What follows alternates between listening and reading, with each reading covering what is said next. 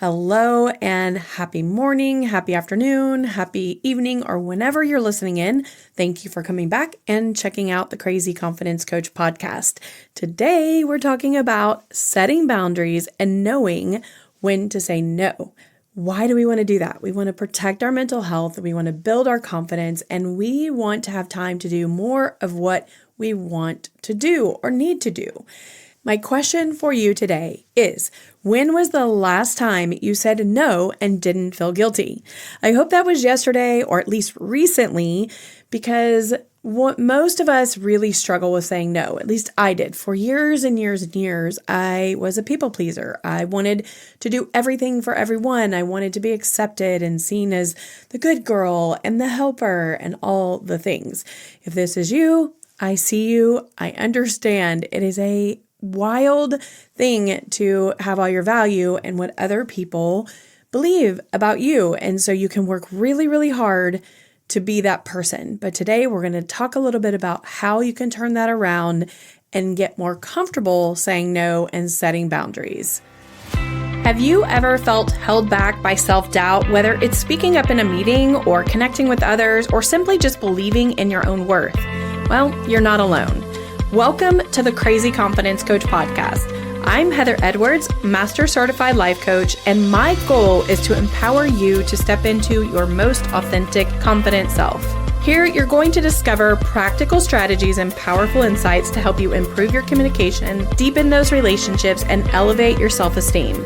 And each week, I'm going to guide you through some actionable tips and mindset shifts that are specifically designed to help you break free from fear, show up boldly in every area of your life, and build crazy confidence. Are you ready to stop hiding in the shadows, playing small, and avoiding the spotlight? Grab your favorite pen and a notebook, and let's get to it. Most of my life prior to hiring a coach was spent explaining myself to others, figuring out how to say yes even when I didn't want to say yes, and figuring out how to squeeze in things when they really didn't fit in my schedule just so I could please someone or help someone out or do the things. Now I am 90% or so better at saying no, but it has taken a lot of awareness, a lot of introspection, and a lot of practice. I no longer feel guilty. I don't feel the need to explain myself, and I don't say yes without thinking it through. What are the byproducts of that change in my life, of learning how to say no? Well, I have less bitterness, I'm far less overwhelmed, and there's so much more time for me to donate to causes and take action that I want to spend time doing whatever it is that I want to do. I'm also much more able to contribute to the people in my life that I love and I care about, and I have quality relationships. So if you are sitting there wondering, is there any value in me learning how to say no? I am here to tell you absolutely yes. Setting boundaries, saying no is very important in your life and making your life a more balanced life for you, for the people around you, and it will help you build your confidence. When you learn to say no, your confidence will soar and you will see yourself being much more aligned in your life with the things that you want it to be aligned with. And that comes with all kinds of peace and all kinds of more simple living and thinking. Today's conversation will provide you with some concrete steps to handle pressure when you want to say no, but you're feeling like you need to say yes, and then doing it in a way that strengthens your mental awareness, your mental fitness and well-being, and build your confidence at the same time. Women are absolutely struggling with blurred boundaries, burning out, and overcommitment. It's just where we are in society. But have you ever considered how your confidence is compromised when you say yes when you really want to say no? I don't think I ever had thought about that prior to getting a coach. But here's the truth. Boundaries equals confidence. No honors your self-worth, protects mental well-being, and it resets what success means to you.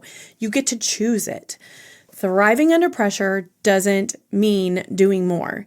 It means doing what truly matters and doing it when you need to or want to rather than when you feel pressure to. Why do women struggle to say no? There are invisible pressures of being reliable and being nice, especially in male-dominated or motherhood-influenced cultures. The guilt loop happens when you don't say yes, you fear letting people down, or maybe you're just people pleaser like I was.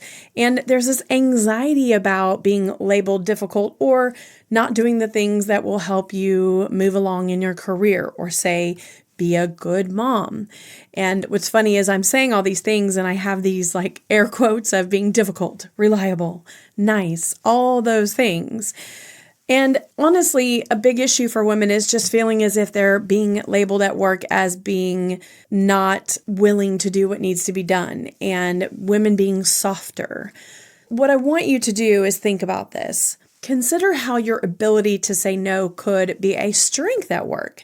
How could you saying no be a positive? Would you be more focused? Would you produce higher quality work when you say no to other projects, or say no to working late all the time? When you are intentional and you're thoughtful, how would that impact your life as a mother or as a daughter? How would it really be helpful if you were less stressed, less overwhelmed, less all in on some of the things that really don't necessarily need all of your attention? So here are some ways that you can become better at setting boundaries and saying no. One, when you are asked something, or when something comes about, when you have a new demand on you, take a pause before you respond to it. This is only kind of a buyback. It helps you think about it and have reflection time, and it disrupts this automatic people-pleasing thing. So you can say something like, let me get back to you in an hour, or maybe, can I give you an answer at another time? It's funny because I have a neighbor who I ask her to watch our dog quite often, or let her out during the day. And I love it because she'll say, well, I'm going to have to check my schedule and I'll get back to you, rather than just saying yes all the time, even though most likely she has a lot of freedom and she could do it pretty much 99% of the time. She always checks her schedule and gets back to me, and she doesn't feel guilty about that. So think about that. There are so many people that do the let me get back to you, and it doesn't bother me at all. I just know that she needs to check something and it's okay. So you can be okay saying to other people, let me get back to you. Let me get back to you in an hour. Let me get back to you tomorrow. I'll have to check my schedule or check with my husband. It's okay to pause before you respond, so you can take the time to think through what your answer should be, rather than just saying yes. The second way is just looking at your boundaries, kind of doing an audit. Think about this week. I want you to write down your top 3 stress triggers. Do this at work and at home. And when you do the stress trigger list, for each of those, I want you to identify a boundary shift, or a way that you could make something a no that you're currently saying yes to. You don't necessarily have to say no to all of those things, but take the time to think through what's causing you stress. What are you giving time to that you could potentially gear back, or is there someone else that you can pull in to help you? One of my friends was telling me the other day that she has her kids, she does everything for her kids. She does all the laundry. She does pretty much everything. There's nothing that our kids do other than get up, get dressed, go to school, that sort of thing. And I suggested to her, how about you have them start learning to do laundry and helping with the house by cleaning dishes or taking out the trash. And I think maybe there's some history there with her family and what she had to do as a child. But the truth is that oftentimes we take on everything, say yes to everything, and that we are responsible for everything. And there are other people in our lives, in our workplace, in our world that could step in and help us. And we don't even realize that that could benefit those other people from helping us. The other day, I have a great example. For me, I have taken on the responsibility, or actually offered to take my brother to his appointments, and he is doing some therapy right now, and I am taking him, and it's quite a long journey, and it takes 2 or 3 hours of travel time, and then it also takes time during the day of downtime, which I make prioritize to write podcasts and do some other things that I need to do. But I was trying really hard to do this one particular day, and my dad offered to do it. And I was like, no, I'll do it. And I realized that I was actually taking away from my dad the opportunity to be with my brother during that time together in the car. And it made me kind of look at it a little different. My desire to control it or to maybe stick with my commitment was a little too strong, and I missed an opportunity. I corrected it, but I missed initially an opportunity to allow him to help me out. So we can hold on to some things or say yes to some things that we could let go, but we are holding on too tight. So consider that when you do your audit. The last thing is do a Sunday or Monday, whatever day works best for you, reset routine. And each week, identify one boundary you upheld successfully and reflect, what did I learn about my strength and about protecting that limit? How did it benefit me? How did it help me? Is there anything I could have done differently when I was establishing or maintaining that boundary or that no? This will help you really learn how helpful it is to say no and set boundaries. It's going to reinforce your confidence that you're doing what you need to do for yourself and what works best for your schedule or your life. And it's really going to help you relax a little bit more when things come up and you have to say no. It's really good to reflect on all the benefits of your actions and setting your boundaries and setting your no. It just is reinforcing the behavior for moving forward. The other thing that often comes up when I'm coaching someone about boundaries or learning to say no when they need to is, how are you going to set boundaries without burning bridges or without making it a problem for everyone else? First of all, there will be adjustment sometimes. Sometimes when you start saying no, everybody's kind of like, what's going on? And people don't know how to handle you, especially if you've previously been the one who always says yes, or you tend to be a people pleaser because they're coming to you because they're expecting a yes. But what happens over time is that once you start saying no, or at least you're evaluating before you say yes, people start to respect your time as much as you respect your time. They start to gain awareness that you see your time as important. You see your yeses as important. And two things happen with that. One, they start to think ahead before they ask you, so you get asked less maybe. And that can be hard for your little heart to take, because for me, that sometimes made me feel like, oh, wait, they don't need me anymore. But that's false. That's just a thing that we create in our minds. And then second, it helps you just become more valuable in general. It makes you respect yourself and other people respecting you as well. But one thing to do is to be strategic. Not one thing, but there's a couple of things you can do. It's just be strategic about the ways you set boundaries so you don't have to burn those bridges. Number one, communicate very clearly and early on in the conversation or early on in the process. Use I statements and use them confidently. Don't be confrontational. Practice speaking with factual information, without emotion, without judgment, without any kind of energy behind it other than the factual pieces of it. And then the other thing you can do is set realistic limits, meaning you're going to clarify what's possible within your time and emotional bandwidth. You're going to make sure that you're being clear, back to that first line of defense. And that strategy is communicating clearly and early, but make sure you're doing it as well realistically. What really makes sense, and not just for you, but for whether it's work or for at home. So if you're dealing with work and you're dealing with a boss, no, I'm not available Sunday during church hours from 10 to 11, but I could work on some things for extra hours between 4 and 6. That might be an option. If you're talking about your husband and you want to go play bunco with the girls, maybe you say yes or say no to doing something the night of bunco, but you say yes to allowing him to go on a fishing trip. Whatever works for you and whatever is realistic for the situation.